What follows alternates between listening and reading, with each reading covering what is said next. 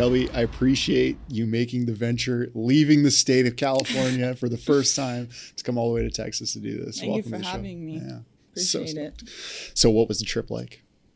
Was it all you ever thought it would be? Yeah, so far. Yeah. I'm really happy. I feel blessed to have this experience. So you had to leave you ended up having to pack in a hurry to get out here? Yeah, I had to make a last minute trip to San Francisco, like days notice, after work on Thursday, Friday, came home.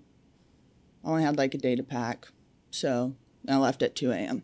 to get on my flight. What's your thoughts of Texas? This is the first time to Texas, right? This happens to be period. Houston. Yeah, first time in Texas, period. I haven't really gotten out much because I slept a lot of the day yesterday, and then we all met up for dinner. So I haven't gotten out much, but I really want to go. I heard you can touch Elon Musk's rocket somewhere around here. I love Elon Musk, so I'm gonna find that, and I'm probably gonna do that tomorrow. But I haven't really gotten out much. I don't like cities. Yeah. So I hear you. There's a lot of people, and it's just a lot overstimulated. Where are you from then? You don't like cities? You from a small town? Yeah, in Northern California. Tell me about it's it. Pretty. Well, I live kind of in the valley, but where I work, it goes up into like the high Sierras. It's beautiful. Not a lot of people around in those parts. Explain the Sierras to me a little bit. I have always wanted to.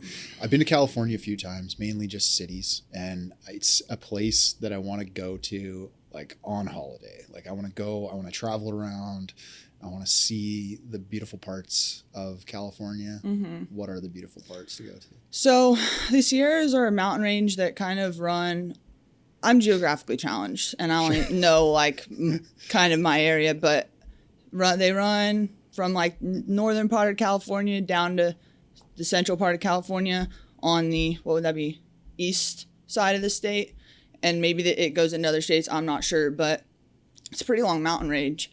And I think the top of the mountain range where I live and work is 5,000 feet above sea level, about maybe 6.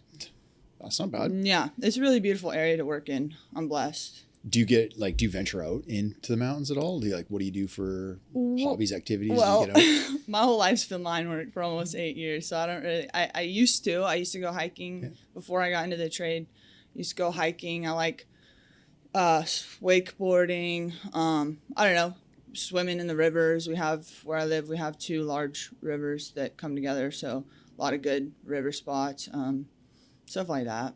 Cool. I ride my dirt bike. What do you have for a dirt bike? RMZ 450. It rips. Have you always been a biker? I had 2 dirt bikes when I was little, but I outgrew them pretty fast, and then had a little pit bike, and then I got the 450, and I gave the pit bike to my friend's son because he was ready for a new bike. Cool.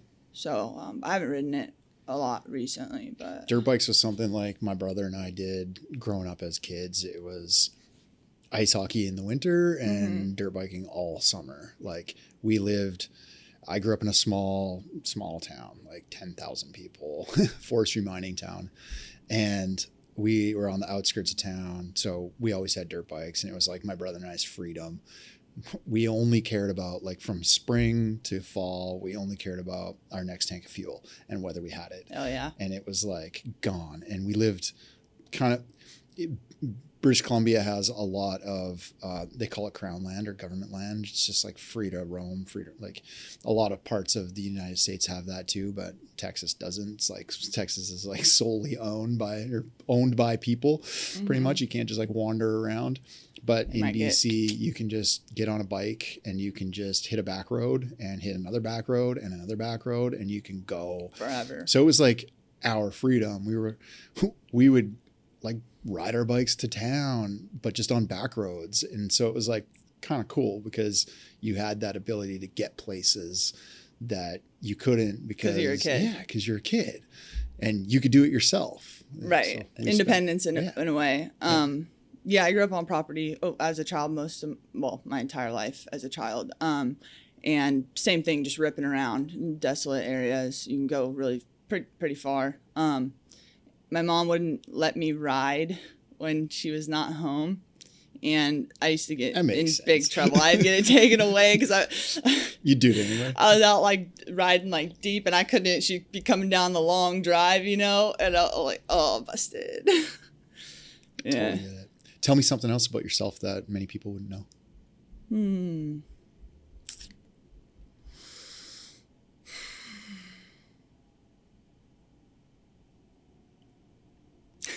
Can't think of anything. No, I don't really think. Okay, try this one. Trying to think something wild that happened. What's the most unexpected or unusual thing that led you to becoming a lineman? Let's get into the line career. So that's a good one. I kind of take some long shots sometimes. Like, I get a wild hair, and that's basically how I got into the trade. I was in college for about 2 years. I'd switched my major a couple times, and my mom had a client that worked for PG&E on the gas side. I don't know what. It's all good. On the gas side, and she saw like how much money he made, and he told her about NLC. He's actually a lineman now. He went to the line side eventually, but I looked into NLC, and I dropped my fall classes, and went to NLC instead, because I realized that I had switched my major. I was going to have to do another year at the community college, and then transfer to a university, do 2 more years, and maybe get a job then, because then, and I don't even know now because I'm not in school, but there was like, you get a college degree and there are no jobs. So I moved out when I was 17, and I'd been financially independent since then. So I knew I wasn't going to be able to survive very well, and that college degrees really don't really matter too much anymore, So dropped my classes on a whim for the fall, and I went to NLC instead. What guided you to NLC? Like, what guided you to the trade? Yeah, that's it. I didn't even know about line work, bro. And you just found wild hair. I mean, that's kind of how I got here with you today. Yeah. Same sort of situation. So that's crazy. I didn't even. It's funny because the things that you don't realize, right? Like, that are going on around you 24/7. Like, I'd never seen a bucket truck in my mind prior to getting into the trade. Never saw a line truck, but now I know we're out there heavy, right? The things that you don't notice when you're not focused, on them. Yeah, I didn't even know what a lineman was. When you chose it, was there ever hesitation as to whether you could do it or not? No, absolutely not. I know I'm capable of whatever I put my mind to. You just gotta want it. See, that's freaking rad, and that's good to hear from you, obviously, because you're a female and it's a very male-dominated trade. Right. So to hear someone like yourself say, "No, I had zero hesitation. I knew I could do it." Even when you got hard. So walk me through getting into it then. Same sort of attitude in it, and you did okay, or how'd that go? The first job when I got out into the field was a reconductor, a distro underbuild. So we didn't reconductor the transmission, but it was like a 60 line and then an underbuild distribution circuit, right? But we were doing a reconductor, so we were going and replacing all of the steel poles. So right when I got out into the field, we were jacking together a ton of steel poles. And we were out in the valley too, like in rice fields. It was muggy. It was the middle of summer. Yeah, it was wild. We had to set these poles in like ditches. So we were using culverts, and then we had to go tamp. And of course I was sent in, right? First, I had waiters, but guess what? They were dude waiters. So at one point, like, I'd go to move and my whole leg would come out, and I was trying to move the tamp through there, and dude, I fell over crying at one point because I was so exhausted. So that was like the first month or two of getting out in the field. And then the Tubbs fire hit Santa Rosa, and we went and we worked 30 days straight on fire damage. We stayed at this man camp down the street from a casino. I don't know why they put that there, the casino. We were all like, it was wild. But those were my first 4 or 5 months, and I got broken hard. Dude, but I've been tomboy my whole life. So even through that time, you're like... No. What am I going to give up? unreal. And that was just the beginning. I mean, there's been a lot of other stuff, you know, that was hard to get through. But how was your experience at NLC? It was good. Yeah, I mean. Do you feel it prepared you for? Yeah, I mean, how well can you prepare someone for 4 Sure. months? And obviously it's going to be that was my first experience with, on a crew with some men that didn't like having me around, because I've experienced that. But relatively, how well can you prepare somebody, you know, in 4 months? Mm-hmm. And then you go out in the field and it's like, this is my experience where I'm working, but go to a different area even where I work, and it might not be the same experience as far as the work that we're doing, right? So, I don't know. For someone else, like another female or whoever, that's going to enter that first part, like going through the experiences you went through, what else can they expect in that time? Well, for me, like, I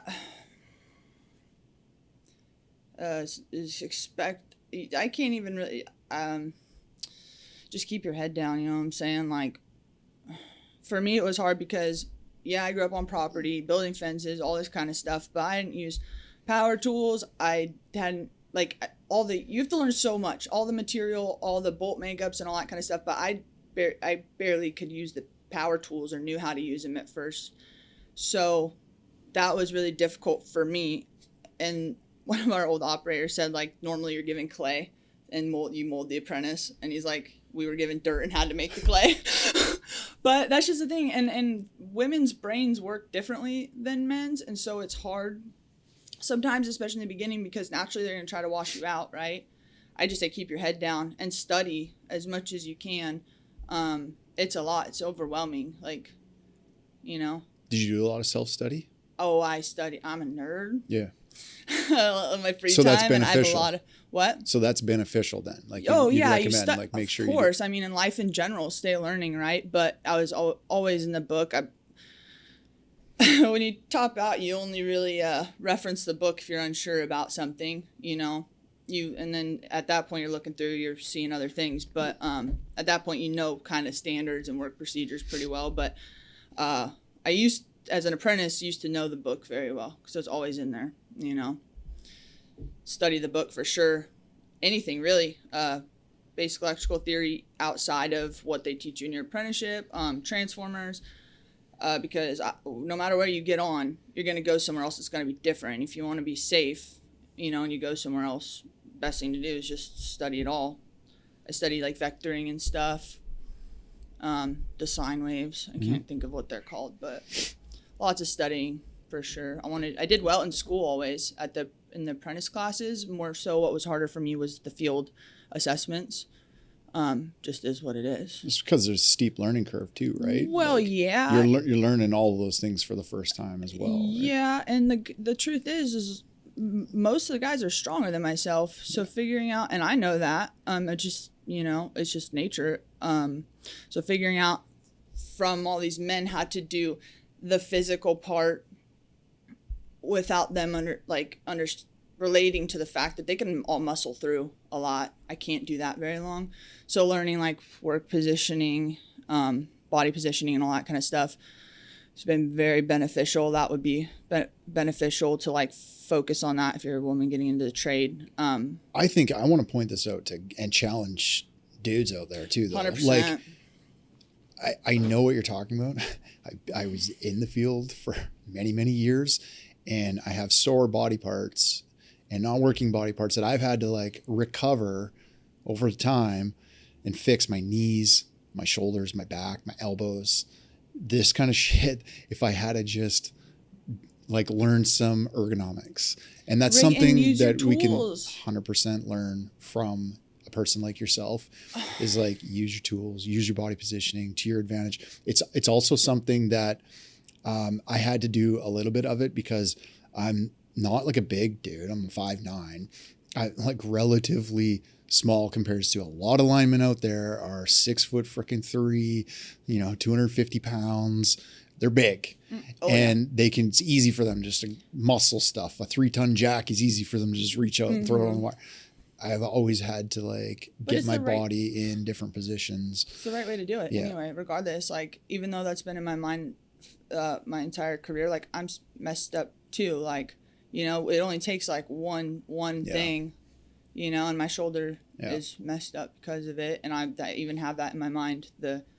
Dude, I tell the guys all, they're going to watch this, and I tell my guys at home, and they think I'm always, they act like I'm bitching at them. Yeah. When I'm just trying to, you know, have their backs. I'm like, dude, why are you reaching? Why do you have a bucket and you're like way out here?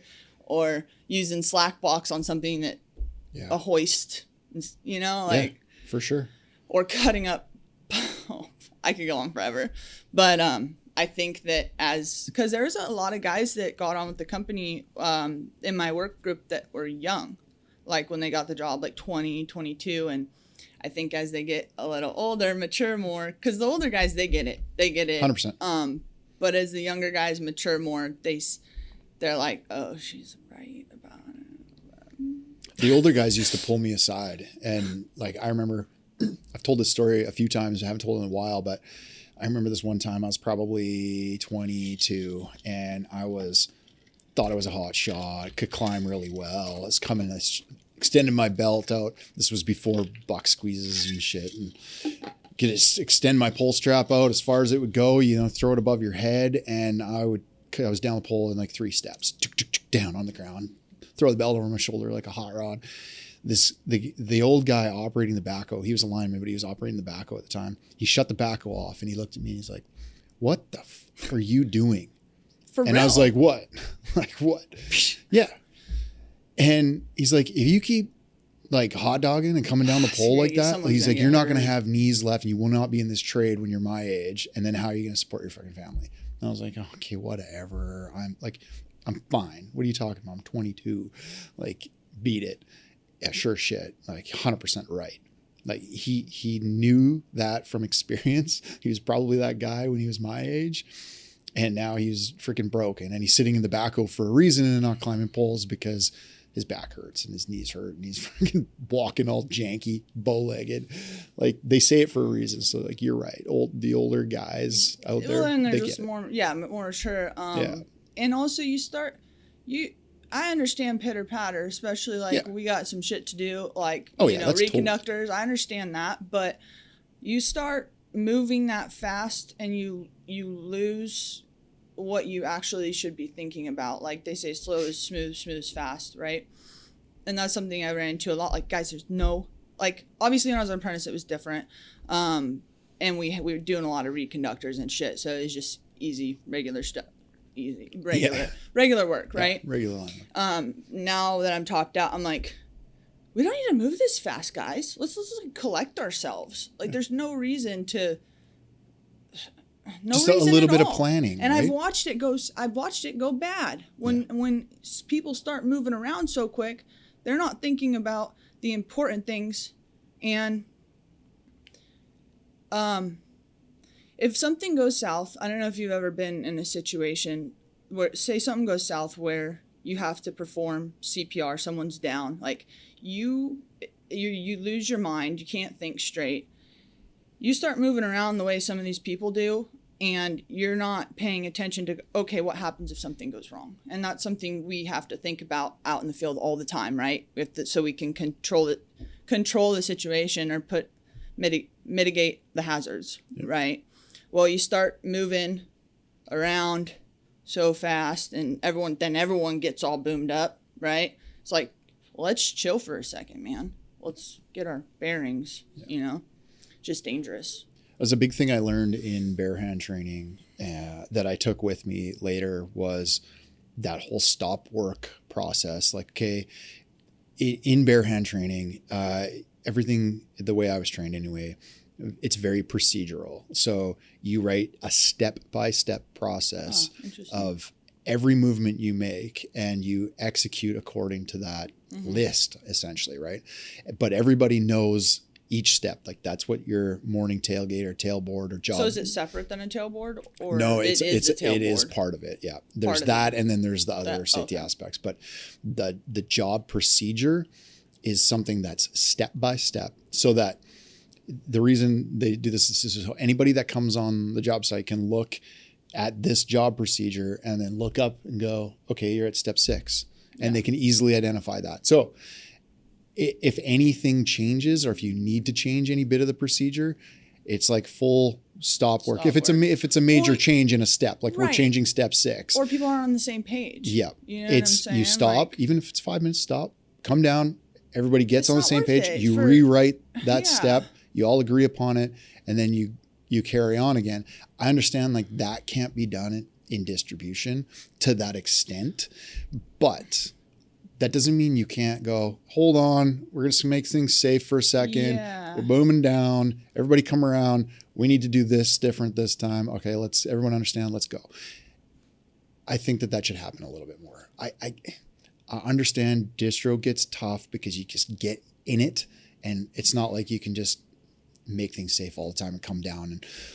But there's a level of that you can do. I just think you should think a little differently about that and try. I don't know. So one thing is all I know is the power company that I work for. And up until recently, I knew nothing about the outside, like contract life, all that kind of stuff. But one big thing that I think is different between I've only ever worked at the power company. I'm purebred at that company, purebred lineman. One huge difference is like the guys that I work with and in the surrounding areas that I've worked with, I worked with them my entire career. So like, I guess, I mean, you would know your contract, like you go and you work with different people all the time. So what I'm getting at here is like, when you work on a crew, you work with them all the time, and you can you get in a groove, and you all know how you work, and you work the same. You start to develop You don't chemistry. have to talk about some things, like as far as work procedure goes, but they're in distro versus transmission. There are a lot more things that need to be addressed. Like, where's your source side? Is it a loop feed, a radial? What's all the back feed here? Because we do large reconductors and stuff, but we also do pole replacements and whatnot. And we go into different areas.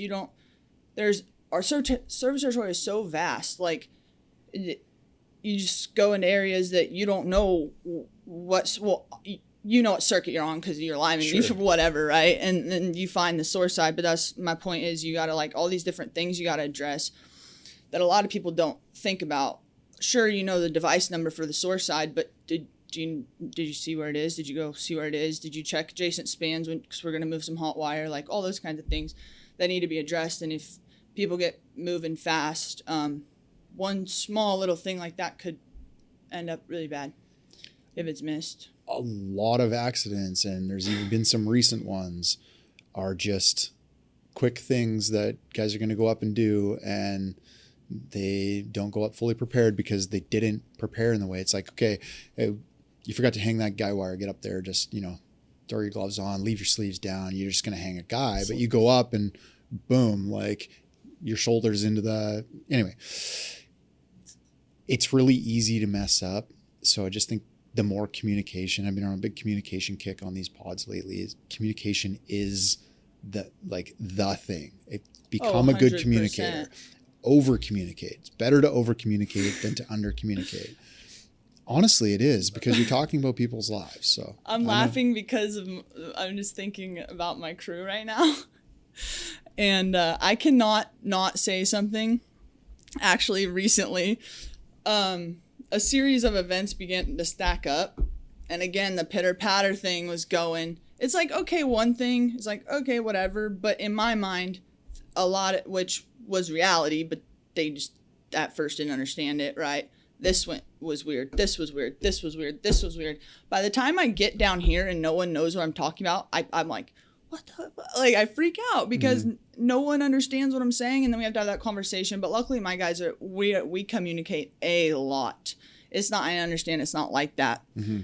Even on the other crews in our yard and stuff like that, luckily too, the company that I work for, really big on speak up culture.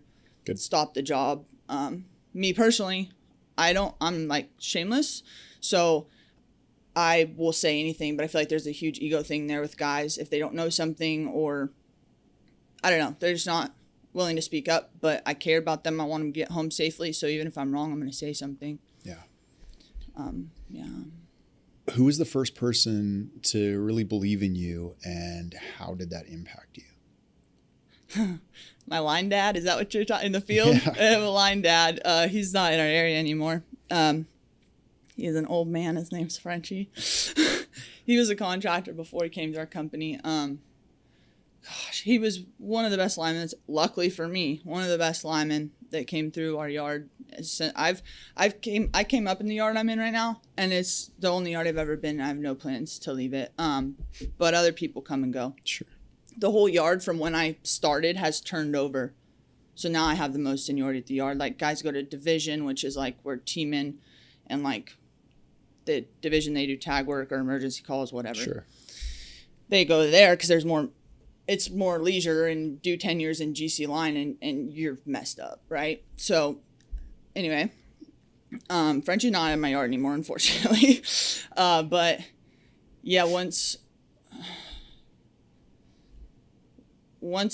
he felt like I was in it all the way, he took me under his wing. He was an asshole. Still an asshole. He's very blunt. This is the thickest accent, even though he's like 50-ish now. Like, I know he's 50 or older, but he's been gone a few years. Still an asshole. I've seen him since, in thick accent, and he'd be like yelling, and you can't even understand him. Dude, from the ground when I was a baby apprentice, he'd be like, blah, blah, blah, blah, blah, like going off and being all angry and stuff. And you're like, yeah, sure. From the ground, you can't hear people anyway, but his accent. And then I became one, eventually a couple years later when I became a hot apprentice, like I was working on a crew with him again, and I couldn't even understand him, working in the air with him sometimes because of his accent. And he'd super pushy, like, you know how if you're good line, he's like, bah, bah, bah, bah, bah, bah, swing your boom. And I'm like, I'm not swinging my boom till I know where my boom's going. He's like, swing, stay fucking, boo, boo, boo, boo, boo. Dude, it was wild. Good lineman, though. I love him so much. He's the one who took me under his wing. And then I went on rotations every step of my apprenticeship to different areas. I met a lot of good dudes that helped me along the way, because it was hard, going to different areas. So Frenchie, and then a collective of a lot of good linemen and men, kind of. That's what are some of the things these guys did that were beneficial? Like, if you were to give advice to linemen, even just like any apprentice, female, male, whatever, like, what are some of those good things that a lineman can do to help apprentices get through what they need to get through? So for me, what was helpful was the ones that were able to take the time to get where my head was at. Like, I'm a person that I need to, if I'm not questioning something, like, I need to understand how to get to where my head was at. And you're taught to just be like, check as an apprentice, right? Like, not say anything back. I think that's an issue with the speak up culture too, because you get that and you just, yeah, check. But the ones that took the time to help me understand where my head was at and if it was right or wrong. And, like I always remember Frenchie when I was a young apprentice. We did a lot of reconductors with tree wire, just heavy stuff for years on end. And I remember one time I was doing something. He's like, I know it's hard. You can do it. He was actually encouraging, which not, like, I don't even think one time, although I know I did well the last like 3 years of my apprenticeship, I don't think one time anyone ever told me I was a good hand, but that's just kind of the culture. I'm now looking back, I know I was, but he would be very encouraging. And then, the people that took the time, because if I had like an idea or I thought something was good or whatever, and I told it to people, a lot of them wouldn't even understand where my head was at. It was difficult, but I'd say taking the time to communicate with the apprentices, that helped a lot, because like you're saying, it's just not normal, or previously. I think it's a little different these days. And then a little encouragement too, man.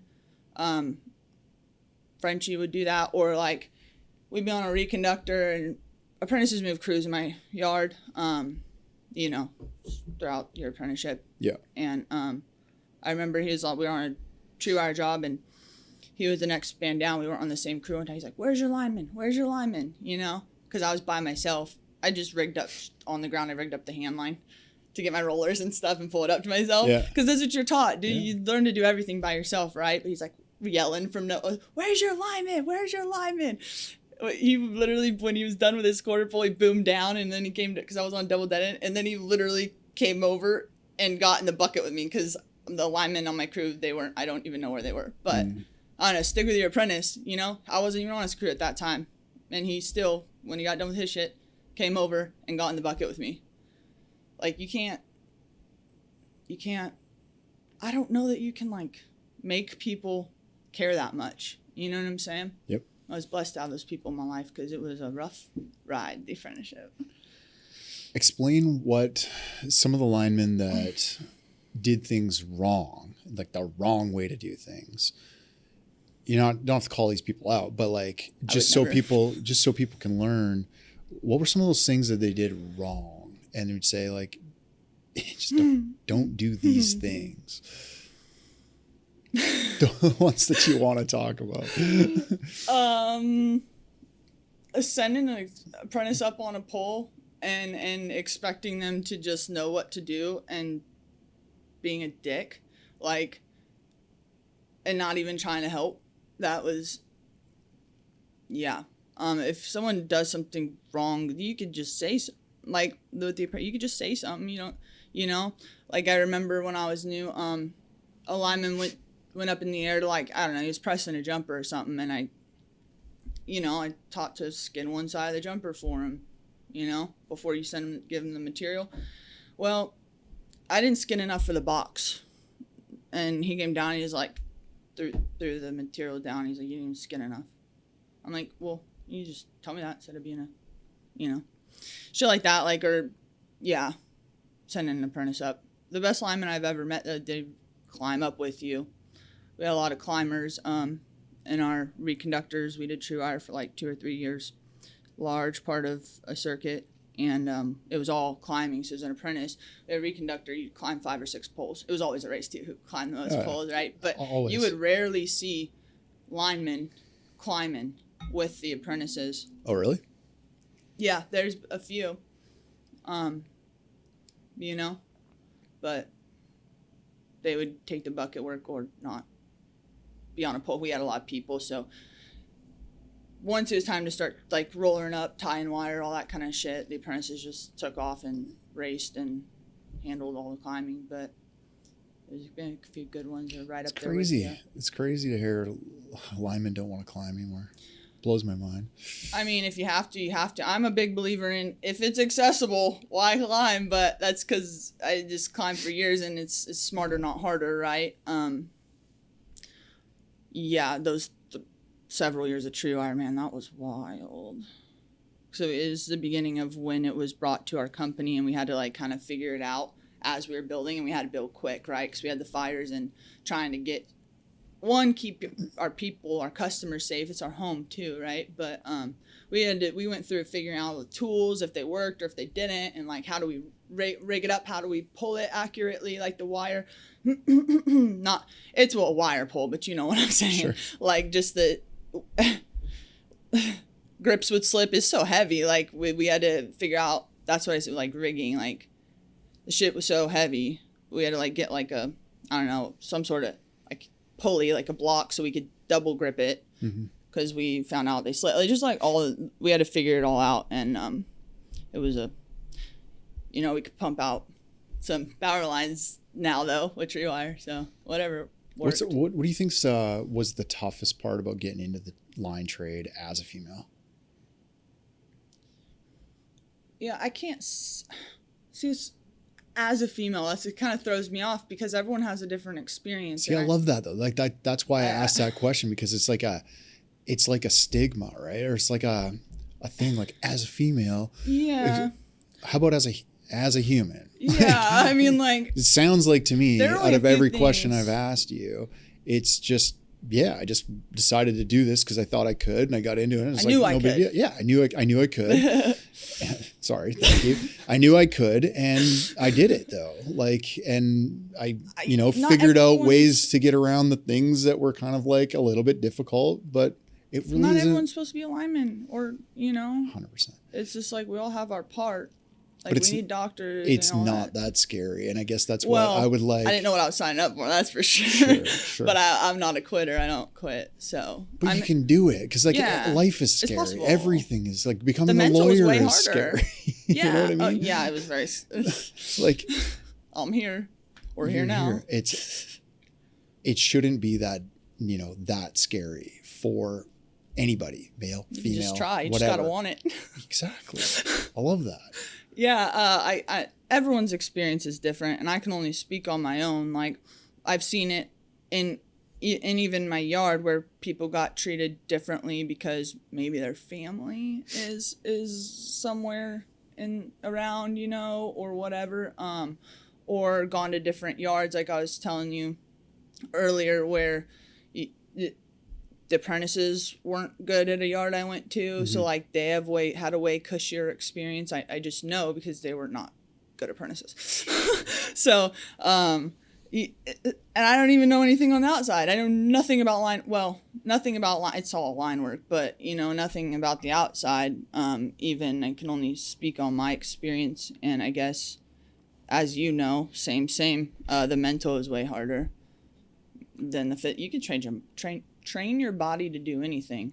Yeah. No matter how big you are or small, meaning not being as strong as a lot of the dudes out there. It's like Goggins says, it's your mind's going to quit Mind you over long matter. before your body's going to ever quit you. So if you can get to a different place in your state of mind, your mindset, it's amazing what you can actually accomplish. One life, thing, not just physical. Like, no, yeah, you've heard, we've talked about it a little bit, like what I've been up to recently. It's wild. But one thing I would say to mentally, because I believe in being prepared. Like, people think I overthink, but the thing is, if you prepare yourself and think of all possible outcomes, all this stuff, then you're way set up for something. If something does go weird, by the time that event comes up, you can handle it. It's not stressful, right? And that's how it is out in the field too, right? You prepare for the job comes up, one thing's not right, is fine, instead of not preparing. Anyway, that being said, one thing I didn't really realize, the scale. Well, I knew I'd be working with a bunch of dudes, but the scale. So the area of the line side that I work in, we're the ones who do the large construction projects, right? So one thing I didn't think about was, okay, sure, I'm working on this crew. The first large clearance wire pull, we pull other crews from other areas to come help us on the day of the wire pull, right? The tailboard. Like, I don't work with any other women, and there were a couple, but they're moved on with their lives since they topped out. The ones that I have kind of worked with, there's no other women. I go to this tailboard, and it would be like 50 dudes, and it freaked me out because I know I was the only girl, and I know at least at one point every guy was thinking about me, whether it was just like, oh shit, that's a chick, whatever, right? And that made me very insecure. To this day, although I've worked with and gained the respect of most of these men, I'll go to tailboards, I'll get sick to my stomach on those days or those large tailboards. Although I shouldn't, it's just like a body reaction. I didn't think about that spotlight per se. Sure. Prior to getting in, and because I grew up as a tomboy, the young boys in that time of my life accepted me, whatever. So I was like, I'm just kicking it with the boys, right? Didn't think about the scale of which it would get to as far as the awareness of me existing with those dudes out in the field, and then, just, but. That's crazy. of course, I've never thought about that. That was hard. I'm just a white male. No, like, I know. No, but like legit, like that's not like something I think about. So like, if you're female, that's one thing I would tell a female that's getting out into the trade is just expect that it's gonna be a big deal to a lot of people. Not to a lot of people. Maybe they didn't care. I don't know. I didn't ask. I kept my head down. But, it's going to be, I don't know. You're right to some extent. How did you learn to develop a different mindset? And what are some of the things that you do to like work yourself through that? So honestly, not being prepared for that sent me down a bad path with like drugs. I, as a kid, like smoke weed, whatever and stuff, but eventually not understanding that, and then the work was so hard, and it's all I cared about, and all these opinions, it took me down a bad path, and I ended up having to go to rehab several times. And you get muted, like you learn to get muted like at work because you're told just say check, just don't like it's not even arguing if you don't understand something and you respond, but you're not supposed to. I mean, that's how it was when I came up, right? You just check. Yes, sir, whatever, right? So you're muted a lot. And I was alone when I'd go home. And I lost my ability to even understand how to speak. So the last time I was in treatment, like how to even talk to people, man. Or how to describe anything. Like now I look back, it's crazy that I couldn't even talk to people, Anyway, my last time in treatment, which this spanned over like a year and a half, I was in and out. I realized I had to learn to talk again. Like, just it mind blowing. And then also accept this spotlight, right? And acknowledge it, right? And that's how I ended up accepting it. But up until that point, yeah, then I didn't care anymore. But was going to rehab something you realized that you needed yourself and you took yourself there? Did somebody help you do that? My mom and my sister. Well, the first time, okay, so I can't even, it's been a long time now. So I don't know, like 5-6 years since the last time. Originally, I think I've reached out. I'm trying to remember because I don't think about this stuff on a regular basis. I reached out and I went to a 30-day inpatient in SoCal, Betty Ford. It was like bougie. It was like college campus. Well, I ended up being able to have my cell phone the whole time because it's lost in translation from intake to housing. Like, so I didn't like, we were required to go to classes and stuff like that, but I didn't take it. It did nothing. I just say that, right? So then I went back home pretty much and immediately started using again, and I was back. All I want to do is get back to work. You know what I'm saying? And then let's see here. So the way the DOT program works, at least where I work, because it's DOT that drug tests you. When you self-admit, which is what I did the first time, it's like it never happened. As far as on record, you can fail one drug test. And I think this is something that a lot of guys at work don't understand. They're like, maybe think I got special treatment because of how many times I went or whatever. But it's just you self-admit, then it never happened. And you get one failed drug test. So I went back to work, and then someone called in a drug test that was on my crew. I failed the drug test. Sent back to treatment, 30-day inpatient at a different facility because I knew Betty Ford didn't work. So I went to this other 30-day residential in Santa Rosa. And then I went back to my house after 30 days, and they're going to put me in an outpatient program afterwards, considering what happened the first time. So I went back home and immediately started using it through this outpatient. Then I was sent so it's just crazy. I went through several different programs. At that point, I hadn't gone back to work at the second time. The first time I went back to work, then I went to treatment again. And during this time, the second time, I did several programs.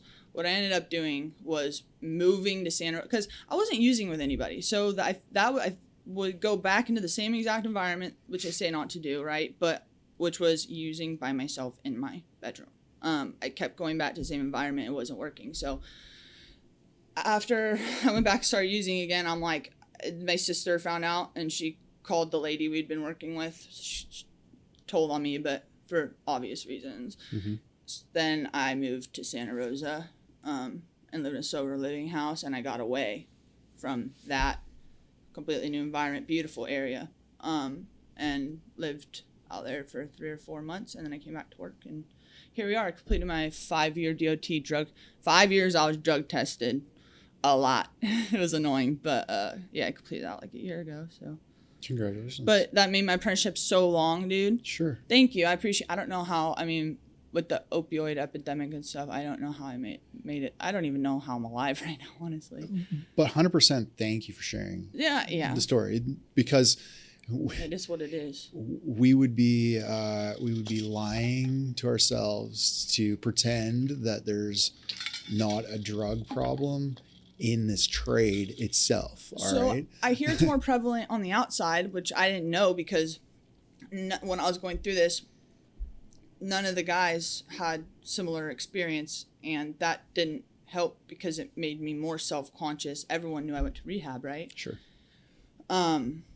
That was one of those things, like learning to talk again, that I was speaking on. I had to learn to acknowledge, speak about it, acknowledge it. It's real. It happened. And that probably was the only way I was ever able to get sober. And it does help people. And that was something that when I was in my use out in the field, that was hard for me, because it made me feel like, oh, I can't, these guys have no clue. And I'm embarrassed and ashamed. You know what I'm saying?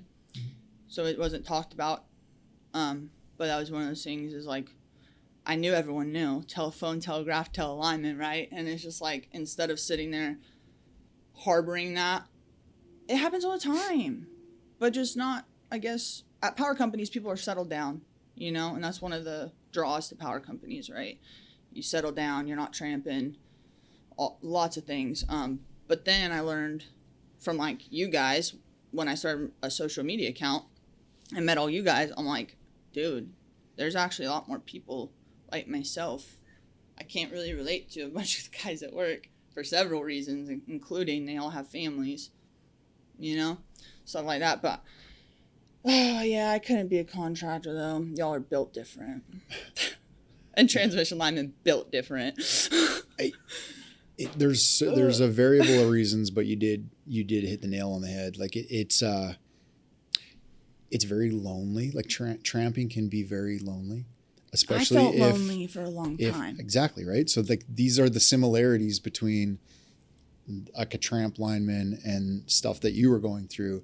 You feel lonely and isolated. I found a family with the contractors in a but way, for dude. real. I'm alone. I'm alone all the time. It's not the same for the guys. You know, I have these things these issues, and I'm buck wild compared to these guys. Like, I'm just so different, and it's my personality probably, but y'all are buck wild too. The fam, bro. They can be. They can be. Yeah. But for those that are listening and in those scenarios, and they understand, because it's like, even if you have a family, you're lonely and isolated a lot of the time. Yeah. All you have are the people you work with every day in the field, and you may or may not like them. And so, like, if you don't like them and they don't like you, it's even that more isolating. Yeah. You go back to this box at the end of the day, whatever that box is, whether it's your camper, whether it's a Airbnb or some freaking hotel in BF nowhere. Mm-hmm. And you're alone. And that's it. That's the scenario that you kept going back to, right? Yeah, exactly. It parallels with. So one of those things that rehab did was take you away from that, right? Eventually. And make me took learn. You away from that environment. Yeah. So for those of you listening, you know, either get to rehab or get out of the environment, and you have the choice to change that. You do. You don't have to tramp anymore. You don't have to put yourself in that environment anymore. You can change that. You can make that decision. Yeah, that's what I'm saying. I couldn't. Or get some help to make that decision. I just know because what are you gonna do when you're out moving constantly? You're gonna drink. You're gonna go out to bars, get yourself in bad spots. And honestly, my yard is the longest home I've ever had. Physically, even houses growing up, it's the longest home I've ever had.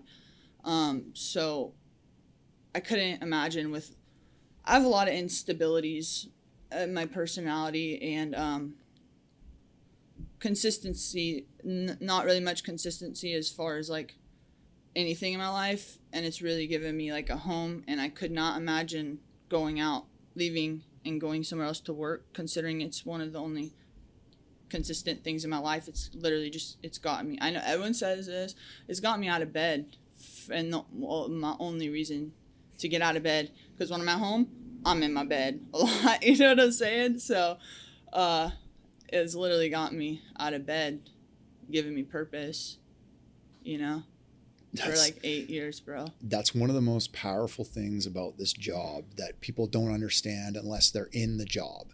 And that's why I talk about it. That's why I shared that story about Noah with you as well. It's it's a very purpose-driven career. Those that get into it and actually enjoy it and like it, it gives you purpose. It really does. It gave me a family too. Yeah, man. Like I was saying, I shoot shots sometimes. I mean, that's how we ended up here today, really. But we're getting into the trade, and it was really hard. But I've always said it's one of the best decisions I've ever made in my life for me. And It works well for myself.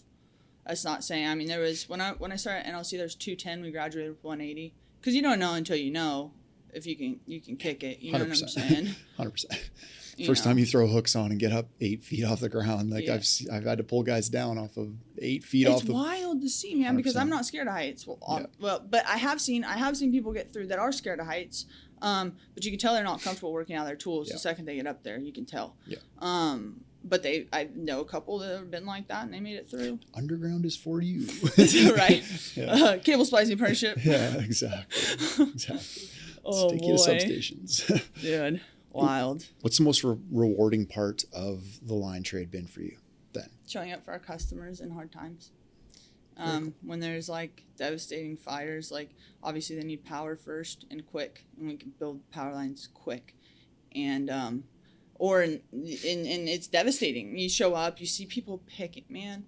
California's got a lot of practice of this lately too. No, dude, it makes me want to cheer up because it's just been so prevalent, and I've seen our home destroyed so many times. And when I say our home, I'm just speaking on the land. Yeah. But people, we were talking about the Tubbs fire in Santa Rosa earlier. Mm-hmm. 2017, my first fire I've ever been on, and I will always remember we were on the top of this hill that overlooked Santa Rosa, and there, you go up to the top of this hill, and there's an old man pushing his wife in a wheelchair. She had a cloak over her head, and he was bringing her rubble to look through, man. Can you imagine living your whole life, and you make it to be old, right? And those houses on top of the hill, beautiful. I saw them pummeled, but they're on the top of the hill in Santa Rosa, so they're probably very nice houses. Yeah. And you have all this stuff from all your life, and then it's just gone. Seeing that time after time again, it changed you as a person. And then I lost a bro on the car fire. My buddy Jay, R.I.P. Jay, he rolled a side-by-side. This was 2018 car fire. It happened right after the campfire. Lost a friend. He rolled a side-by-side. He was alone. He died alone on that fire, which sucks. I remember that. But that helped me get through my apprenticeship, doing it for the both of us because he was an awesome person. The campfire happened shortly thereafter. Or no, it happened. Dude, I can't even. Okay. Yeah. I can't even in my mind, bro. There's so many. But that one was even worse than some of the previous fires because it was our fault. You know, we killed 86 or 87 people, man. That was like close to our area, and we were the first boots on the ground, and we had to go like cut power lines out of the road for emergency responders to continue their searches for dead bodies, bro. And then imagine all the dead animals. Like it's Mm-hmm. So it's helping so devastating people to is see the that. biggest. Yeah, sorry. No, but squirrel. Yeah. And then on storm, like winter storm, Yeah. you know, all the people up in the mountains that like, you know, that there's old people out there and they can't like even stay in their houses because it's too cold, and like, you know, being able to get their power back on. I love it because this is why I talk about this a lot, and I talk about this part of the trade a lot, is to get the message out there to people listening that this is the reason, a large part of the reason why we do the job as linemen and what gives us purpose as linemen. This is also one of the reasons I try to promote this trade to veterans, military veterans, because it's very service-based. We like to serve people and we like to help people. And that's also, you know, a large part of the people that get into the military, not all of them, but a large portion of them, they want to serve. And so when they come out of the military and they're looking for a career that's going to provide something similar, you know, in the way of that, like it's a great fit because it's a very service-based thing. Even yourself. Yeah. I like helping people. That was the first thing you said. Yeah. Like, that's pretty cool that you get that opportunity to do that. It is. Because I tell people, like, some of these environments that we go and work in are rough. Like terrain, you know. Yep. Rough conditions, rough terrain, hard work. A lot of people, I don't think you could pay them like any amount and they would go out and do that. They'd be like, no, F this, you know, because when it gets down to that, you're deep in the woods is like hella snow. You got to hike cross arms, hike your tools in, like all this. Like the only thing that really keeps you going is getting the power back on for the people, man. Yeah. You know, I like to say we're overpaid, but no. I know because I'm a single female that owns a home in Northern California, and I don't work unnecessary overtime, meaning the guys will come in just to get a bone, to get some extra money. They'll make work for them to do that, right?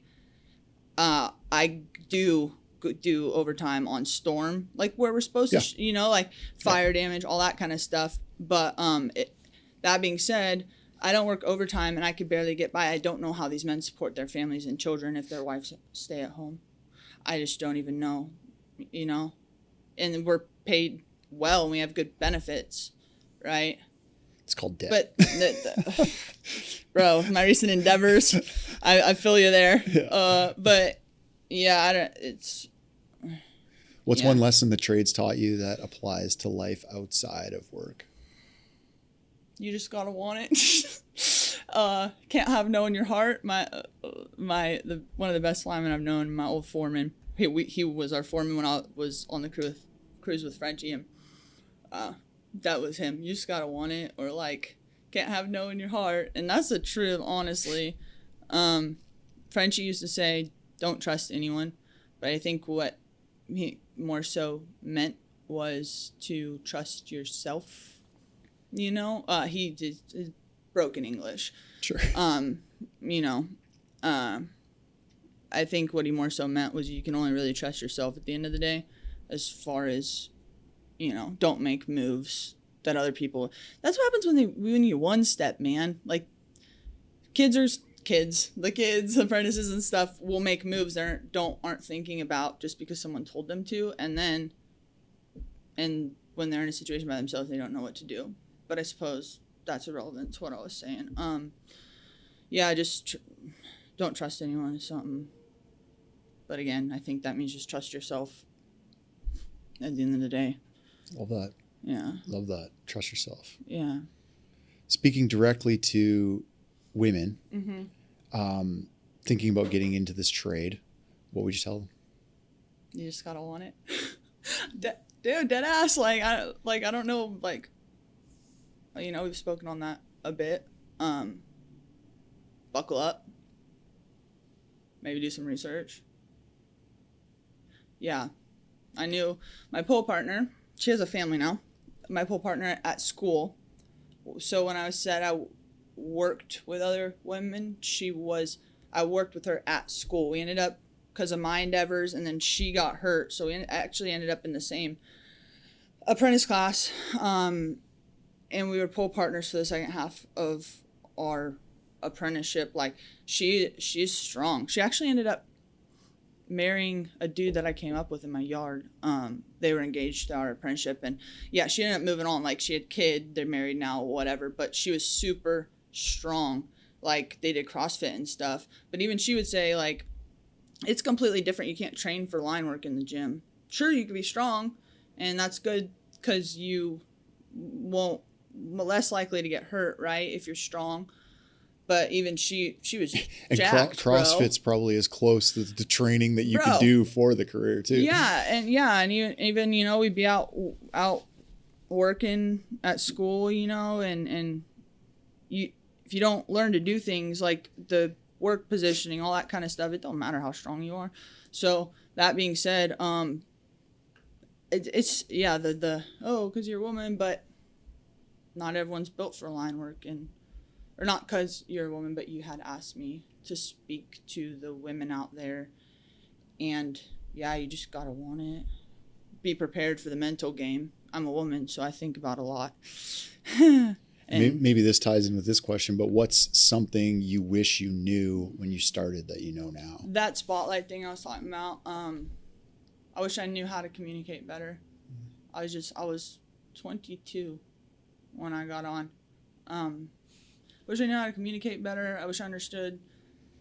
I kind of knew what I was getting into as far as like physically, not to the totality, because like I said, that other side of electric ops, the division side. So there's GC and division. I'm GC. Division's the one, the emergency small tag work, right? Mm-hmm. You could just go into that and it's way easier physically, right? So I didn't know that I was getting into GC line or the difference between division line and GC line, but I knew it was going to be physical, whatever. Did I know how physical? Nope. But that wasn't the hard thing. It was the mental game. And had I known what was actually coming at me, then I could have prepared better, Yeah. What does good communication look like to you now that you say, because you said that a few times now, I wish I knew how to communicate better. And it seems like you've learned some things about communication. What are those things?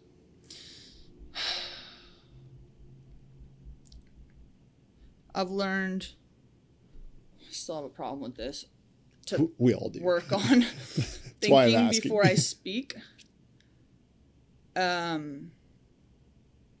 If I don't understand something, I need to communicate that, because 9 times out of 10, if it's coming up in my head, there's something, women's intuition, right? Something's going on. Of course, you end up looking dumb, I think out loud, so it's how I process. Do your research. If you have a question, do your research first, like look in the book, whatever. But if you speak up, just speak up. My mind, just being a woman versus a man, my mind just works differently. Now, everyone has different personalities. I've met a lot of men that have the same personality, but that being said, there's still a difference between a man and a woman when it comes to your brain. Maybe just try to communicate without sounding bitchy or annoying, because men don't talk as much. And a lot of them, like you're saying, the dudes, they don't really speak up, but don't get in that habit, because it will kill someone. What did I learn about communication is what you asked. Be transparent, and if you feel like something's wrong, speak up, I guess. My crew is really good at communicating, luckily. Yeah. But I think, too, these days is different out in the field. Like, I know that I couldn't have came up, like, when you came up. If there wasn't a super squeeze, why the hell would I climb a pole? Like, idiots. I'm just kidding. Built different, right? It was, or just, like, thinking about all the mitigations and safety layers that we have now. But yeah, and I would not climb a pole without FRE. Sounds dumb to me. Or do it. You just open it up and rip. Like, I'm not even the generation before me was even free climbing generation, animals. Right? I didn't come up in that gen either. And I mean, I get like free climb, like you know, you're 8 feet off. Oh, just kidding. Yeah. I don't know. No one does that. You know what I'm talking about. No higher than 4 feet. With your FRE on. Yeah. We do it every time. All day, every day. Yeah. Just speak up, man. It's already going to be difficult enough to communicate. Mm-hmm. And love that. Communication is one of the biggest. It is the biggest hurdle that everybody needs to like. It's like a lifelong thing. No matter what, you're never going to master communicating. You could be the quote unquote greatest communicator on earth and still have things to learn about communicating. So that's why I like to ask this question to like absolutely everybody, because it's like something it's so important in a lot of jobs, but it's so important in this job because this job means lives. Lives are at stake all the time, no matter what. And I've been told my whole career I care too much. They all feel like my babies though, because I'm a woman. Like, and I've always tell you need to leave it at work, because I would take all of it home. Like, I mean, from like prints, preparing for wire pulls, to my feelings about how I cared about these guys so much, but we couldn't have a relationship outside of work because a lot of their, I don't know. The guys get to go, like, they go hang out on boat, and it's just not the relationship, like, I get, but I care about him so much. I was always told you care too much, you can't take it home, whatever. Also trying to thought. It's communication. Yeah. Just, I think, I remember now. I think the young men that are coming up these days are more intelligent. What you think about, generations, they will get more intelligent. I think that not they are more intelligent, but they're better communicators. The young men that are coming up, I'm actually proud of them, because I think when I first started, it was kind of like the last of a dying generation for line work per se, where they didn't communicate, but these young men, luckily, that are coming in, they are better communicators and they'll hear you out. And it's nice too, because we have apprentices that are more emotionally intelligent as well. And I can relate to that as far as when I was coming up, and try to help them. Like, if I see they're stuck or something, I'm like, what are you thinking? I can't help you unless I help you work through this. Does this make sense? Like, do you know why we're doing, like, why I believe this is the way we should do something? No one did that, So I'm happy that I could be there for those younger apprentices. And then I'm also grateful that these men that I work with are more emotionally intelligent, because generally men mature slower. So luckily they're starting out in a better spot as far as communication goes. It's like that, or the older dudes the older guys have always, like my supervisor, all that, they've always been able to communicate well with myself. Back in the day, no. Now on our crews, fairly good communicators, most of them. So hopefully, if there's any female getting in the trade, or when they do get in the trade, they land amongst this generation of men like the ones that I have in my area, because I appreciate that. Some of those older guys, I think, were just a little bit more stoic. Like, they weren't free to show emotions, and they had to like keep it in. It was like something that was supposed to be manly or masculine is 100%. There's all sorts of, like, I'm not stoicism is great, but it's a mix of that emotional intelligence and being stoic at times. You gotta be strong. Yeah. So that's happy to hear about the younger generation. I don't work that much with the younger generation. I don't see them in the field as much as I did a few years ago when I was instructing. So that's good to hear. That's your take on it. It's well, and I've had like I said, I've worked in the same area my whole career, so I've lived a lot of life with these guys. And I've had a few make that comment, like, women are emotional, but then they don't think out anger is an emotion. Can I tell you how many times? Because they don't talk, so that gets pent up. How many times I've been in a bucket where a dude will start getting pissed off, and I'm like, bro, calm. I literally, dude, it's okay. It's okay. You know, like, yeah. And I don't cry at work, like, often. There's several, like, I'm really chill, but then they'll act like I'm the emotional one. Normally, by the time I get pissed off, there's a reason. You know what I'm saying? Yeah. And I get really boomed up. I'm like, you know? Yeah. But that takes a long time to get to that point, and there's normally a reason where these guys, they pent up, they don't talk about the feelings, or like we were just speaking on, and then it gets pent up, and it ends up exploding somewhere else. You know, it's the key. Like I was saying, I learned to just let it all out, and that's how I'm able to come on here and speak about things that were once shameful, and hopefully other people don't feel so ashamed to speak about things. You could help people. I could have used that person. Actually, the first time I reached out to go to rehab was because of a lineman I met that wasn't at my yard, and he's like, here's the number.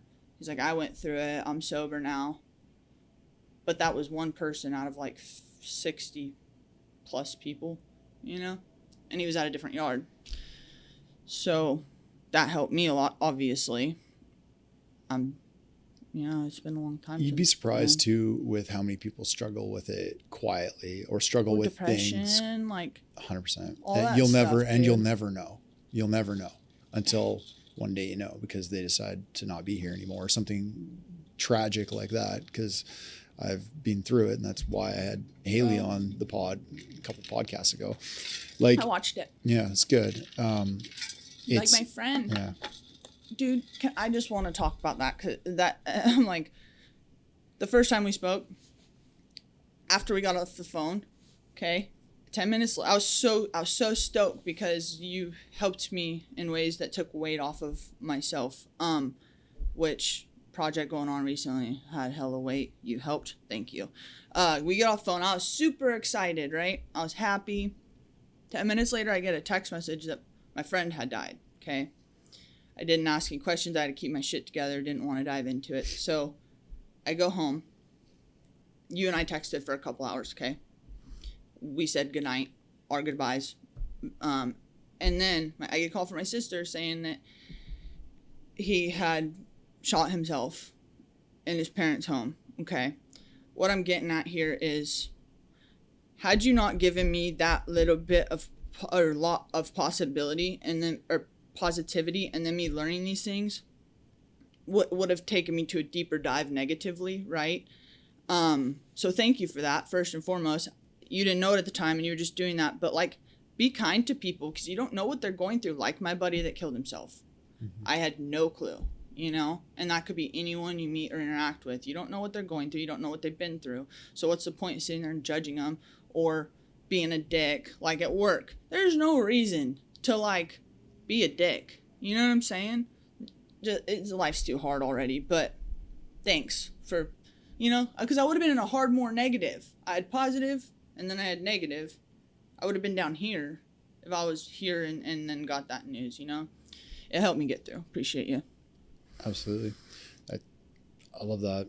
You got to be, something I've been trying to work on is just being kinder to people. You seem very, I mean, I don't know. But we can always, there's always room for improvement, right? So it's like, it's not even improvement. It's like, if you can be kind, you should be kind. And sometimes people are just going through their day, and it's not like they're purposely not showing kindness to somebody. Yeah, but it's like, just you're frustrated. Take the extra minute and just, you know, say something nice, or just be kind, and then go about the rest of your day. But lots of people just walk past, or, you know, how's your day? Good. Bye. Good. Okay. Good. Good. It's like, no, take an extra second and be like, you know, give a compliment, something. I don't know. Just right. You can make somebody's day, or like it can be as simple as that, or it can be scaled that little up. tiny light that I was telling you. Sometimes a stranger or someone just being kind. That little tiny light. so many times it's changed my life. And you compliment somebody, that could make their day, and maybe they're having a bad day or they're going through some bad stuff, like just a little bit of sunshine. Yep. There you go. I'm really surprised, honestly. Like, I know you're busy, and I've several people on my social media that I created recently have been so supportive, and I in the trade, the lineman with popular TikTok accounts, yourself. I don't know how you guys do it because you're so busy. But that being said, thank you again. When I reached out to you, I was in a bad spot as far as I didn't know how to handle some things going on with our project. And I mean, even like Alex, he makes a point to respond to every single DM he gets. Yeah, it's hard. And I don't know how he does that. He's so busy. And like same with you. And I was like low key shocked. Like, well, one with him, but then I got used to it, whatever. But then with yourself, like you're literally constantly flying around. You got this, you got your own stuff that you do outside of this, and I can barely handle my life. Like I don't know, like, you know, I was shocked. Something you learn in the trade, actually, just head down. Well, yeah, I mean, and I've heard Jordan Peterson, talk about like the weight that you carry, like basically makes you carry it easier. So when I speak on when I reached out to you and you took weight off of myself, it's because you're used to carrying weight, so it was no thing to you. Well, this was like one of the heaviest weights I've ever felt in my life when I reached out to you, right? So the more responsibility, I know you know. I get it. I don't need to go further, but because I can't explain it very well because I don't talk to people about this stuff very often. But I know you know. I got you. So, I got you. Thanks for helping me carry some weight, bro. 100%. Is that in the heavy rigging? One day I'll crumble, I'm sure. Nah, you got this, bro. I believe in you. What's one moment in your career that made you think, damn, I really just did that?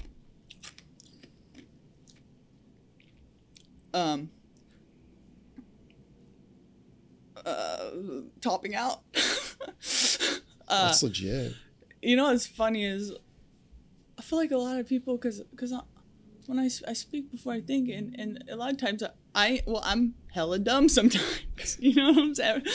And I'll speak before I think, and then I immediately I'll be like, oh no, that didn't make like sense or whatever. But I always swish the shots in front of the ones that it means the most to, and those are good times. You know what I'm saying? It's like nothing but net, super long shot, hell yeah. Or like, just doing good at the supervisor comes out and just doing well at the job or whatever, Yeah, that's the best feeling ever. Because you're amongst all these other people every day, and you kind of get negative on yourself because you can't be good enough, right? You can always learn and do better, but you know what I'm talking about. And then you get around leaders and they see you, it just feels nice, Like my supervisors have always been on this like super supportive like leadership, but they also they understand myself a lot more than people I encounter on a day-to-day basis because they see where my mind's at. You know what I'm saying? Mm-hmm. And I can also build some power lines. You know what I'm saying? Heck yeah. What's one thing that needs to change in the industry ASAP? Communication. Love it. I think I don't know what it's like on the outside, but from what I've gathered in these past several months is it's a lot. There's not so many. I think you tell me like majority of places safety's a little, and it's unfortunate because you can only work with the tools you're provided, and from what I understand, you guys contractors have to provide a lot of their own stuff, and then the truth is contract companies will do what they got to do to land contracts, from what I understand, which might mean not having the stuff to do the work safely. I wish that at my company we have trained well. we're provided the tools and equipment to do things safely, fail safes, right? That I think everyone should have, like, because that thing we were talking about earlier, where stuff starts stacking up. Well, what if you only had one thing implemented and something happened? So you implement 3 layers, just generally, you know, what I like prefer to do, but we're all taught normally, not like layers of rubber, but you know what I'm saying, different mitigations. But I feel like on the outside, from what I understand, it's not like that. It can be. What do you mean? Oh, just it can be like that on the outside. It can also be pretty squared away on the outside. It really just depends on, you know. Okay. Yeah, no, I've kind of gathered that. Yeah. Yeah, I'm really blessed for all the freaking web base is annoying, but the training, all the training they provide, and I never knew. I've been in a power company bubble. Alex told me that. PC bubble. Yeah. I didn't know line work wasn't like what it is where I came up, you know? Yeah. Never thought about. We don't even carry our tickets. Our journeyman we don't have to. Yeah. And we don't wear sleeves. That's just buck wild to me, that a lot of, from what you tell me, from what I understand, most everywhere else in the U.S. wears sleeves, right? I'm not extremely privy to that because I haven't done a lot of distribution around the United States other than storm work. When I worked here on the tools, it was primarily transmission and bare hand work, so a lot different. Yeah. I haven't really done much distribution. But you know a lot of people. I do. Yeah. It's not a question. I guess it's just not a question I've really asked them or like inquired on. Yeah. Okay. So from what I've gathered from just my short period of time on social media, line work social media is a force, bro. But it's a blast. a short period of time, what I've gathered is that most places wear sleeves and we don't ever wear them, and it's interesting, I think, and we do a lot of work safely, and it's one of those things I think that on the outside, to me, what it would make people a little looser. I don't know that they're necessarily, I mean, sure, maybe they help, but there's not been one time from here to here that I've been bit ever, because we're taught and trained how to do work safely, you know? Just, I don't know, it's interesting. I couldn't imagine being in like the whatever here and having to wear sleeves, or the contractors will be on our property working and it's like the middle of summer and they're wearing sleeves. I mean, gloves get gross even though we don't wear sleeves. Yeah. You know what I'm saying? Like, I couldn't, no thanks. Yeah, I can't dive into that one. Very limited experience, but I get where you're coming from for sure. I'm sure there's all kinds of reasons. I feel bad for the contractors on property when I see that. It's wild. I feel really bad. Yeah. Dude, I want to do bare handling. Yeah. Yeah. That's one of those things. I just want to, not like switch my job, but just to have the experience. Well, there's ways to do it, so yeah. Just sort that out. Yeah. Anyway, I really appreciate you taking the time to do this. I really enjoyed the conversation. Where can people hook up with you, find you on the interwebs to talk to you about some of these things if they need to, if they want to? TikTok. yeah, TikTok. Shelby Line side. Cool. And then they can go to your page and find, I don't really know. I don't know social media. I've only had my personal Facebook besides this. I'll tag it all. Alex taught me about ChatGPT 3 months ago, bro. Really? I didn't even know about that. I'm tech dumb. There you go. That's all right, though. I'm just a linesman, bro. Yeah. I hope you guys got some value out of that episode. I hope you enjoyed it. I just want to draw your awareness to a couple of other things. So we make these podcasts, yes, but it's not the only thing that we put out as far as content. Our social medias are full of valuable cuts from the podcast itself, as well as just a bunch of other educational stuff and entertainment. So go follow us at Powerline Podcast on all social media platforms. And then also YouTube. I don't think that a lot of you are aware of this, but we don't just load these podcasts onto YouTube. We also make vlogs, which are super educational, entertaining, great place to direct people to learn about the industry, learn about the trade, or just learn about what's going on within either Quanta or the Powerline industry in general. So hit up our YouTube channel. Again, it's at Powerline Podcast. You can catch those vlogs on there. We also load a bunch of other extra content in video form. We try to up the quality every time we do this. We try to up that quality. So hit up the YouTube channel and make sure you're subbed to all those platforms. Appreciate you guys. Hope to see you again soon. Or we'll see you again soon. Peace.